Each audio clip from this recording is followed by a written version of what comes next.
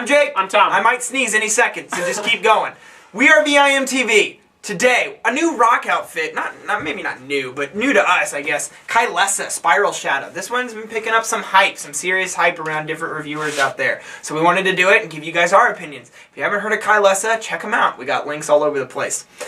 This is a band that really likes to amalgamate different rock styles. I'd say that, Tom, to me, I picked up At the Drive-In and Tool is probably the closest thing to resemble them, although they are quite unique. But what you mentioned an artist. I'd say Jane's Addiction, maybe even a little bit of Rise Against. I mean, Rise Against is much more catered to a radio base than these guys are. But also in some of the production and bass and drum sounds, remind me a lot of Zoo. Yeah. That we reviewed. Well, and I was going to say, a lot of the production on this album, for the styles that they're mixing, normally, you know, when you think metal or heavy rock and mixing styles like that, you would think really crisp and clean production. This is not that. It's more close to indie. Yes, it's very mid-rangey. Right. But because of that, it does get, you know, there's enough low end in there that it sounds very thick. And I'm just going to jump out here and say it. I think the best damn thing about this album is the drums. And there's two drummers. And that makes perfect sense because the drums are driving this album the entire time, and oh, I just love it. The beats are awesome. Lots of cool tempo changes. They'll speed things up, and they do it very smoothly. And coupling and that's awesome. Yeah, and coupling that with some of the production styles used on this album. I mean, I think a lot of the vocals and guitars sometimes get lost in the mix. Yeah. And I like that. It gives this unique dimension that you're not seeing with any other rock outfit out there right now. That coupled with the vocals are quite unique. They have is there a female singer? Yes. There is, and there's also a male singer too, right? At least one. I think there might be like 3 or 4 singers. Yeah, so I mean, you're getting lots of different mixed vocals in there too. I mean, this whole album is just like it's like a party ball. It's just, you know, like one of those oranges that opens up. There's just like confetti everywhere. Yeah, and one thing I want to mention about the vocalist is that can be kind of a good and a bad aspect, because the thing is, a lot of people rely on a vocalist to provide kind of an anchor, kind of a focus point for the music. Well, you're not going to get that here because the vocalists switch back and forth so much, and even the same vocalist will switch styles depending on the song.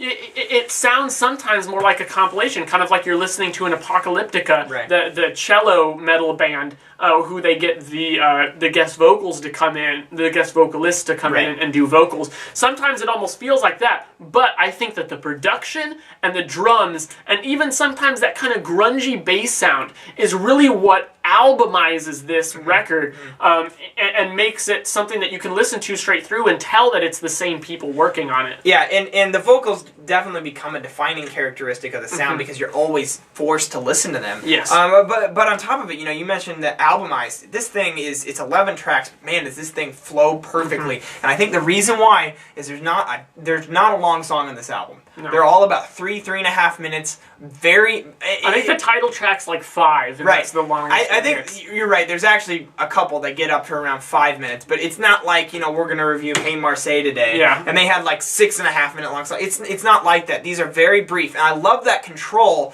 over the sound because it's really the craft in the songwriting when you're mashing all these styles together to be able to control that and not let things get too lethargic or too bent towards one direction. They had to keep things fresh and keep the music rolling throughout the whole album. I think they did a great job at that. And while I like the variety in the vocals and what that brings to the table, at the same time, the vocals are actually where my biggest complaint comes from, because I think there are a few spots where they sound a little immature, a little underdeveloped, yet at the same time, I got the impression that it was almost somewhat intentional. Now, I got a vibe from this a lot of I mentioned Jane's Addiction, but even some other 90s kind of alternative like industrial bands like Filter and Gravity Kills and Stabbing Westward got kind of a vibe like that. And actually, when you compare the vocal styles, it's kind of similar, because I think in those bands, the vocalists were never super strong. Like, they were good, and I think this actually relates back to a lot of stuff like that. So it's kind of a throwback to that genre that I really like. But sometimes I think it's a little too much. For example, Don't Look Back, track 5.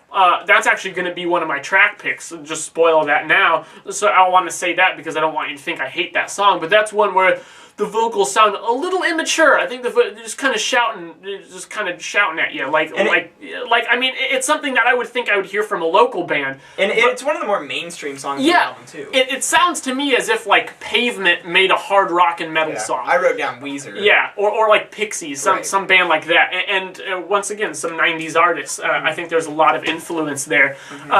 But you know, I say that about the vocals at times being a little underdeveloped, but it's really not that big of a problem because you can tell that the instrumentals are so well developed that even those where the vocals are a little spotty, which is only a few places on the album, it doesn't get bad enough to really bring it down. See, and I like the vocals on this album just because I think that it keeps everything so fresh and it complements the style matching that they're doing. Yeah. I mean, this CD really never lets up. From the moment it starts until the moment it ends, you really just are constantly being confronted by all these different styles and all these different rock attacks coming at you. And honestly, that's where my beef comes from. I think the vocals actually help support it, but there is a little bit, I can see your point, because there's a little bit of confusion. I feel like the album never really makes a statement. I start off by wondering what's going on here, and I finish by going, what's going on here? I never really feel like there's a good foundation is set up because of that. That's partially because of the style mashing and the short track lengths, but it's a small complaint because really it's a good way to approach an album like this, which is quite unique, and that's something that is just not done enough in music. And just the riffs are good. Oh, the bass and the guitar riffs, even when they're nice and simple, they've got attitude to them. They're produced just right to have that grungy, quasi-industrial, but mostly just hard rockin' sound, and it works. It works really well. I was impressed. Yeah. So, my favorite tracks, Tito, are track 2, Cheating Synergy, track 3, Dropout, and track 9, the self-titled track, Spiral's Shadow. I'm actually going to pick 4. I'm going to pick the first 2, Tired Climb and Cheating Synergy. Then I'm also going to pick Don't Look Back, track 5, and Spiral Shadow, track 9. Tom, I feel like this is a strong album. Right now I'm feeling like it's a solid 80 for me. I'm going to go 84. Nice. I like this. I think that they would have to mix things up a little bit. There are a few weak tracks in the middle. Tracks like 6 to 8 I was kind of on, but still I enjoyed them, and really that's all they would need to fix for them to come out with an album that I would say is in the 90s range for me. This is a fun one. Definitely check this one out, especially if you're into rock music, because this is something that I think there's going to be a lot of marriage between fans here coming from different styles. Everyone will be able to take a piece of this pie and appreciate it. Tell us what you think. Kylesa, Spiral Shadow. Do you like it? Do you not like it? Do you think it's too much? Do you understand what they're talking about or what the whole album is about? Because I never really felt like I ever grasped onto that strong foundation. I want to know from you guys. Leave us a comment. I think that covers it. Yep. I'm Jake. I'm Tom. We are VIMTV, Moving Music Critique Forward.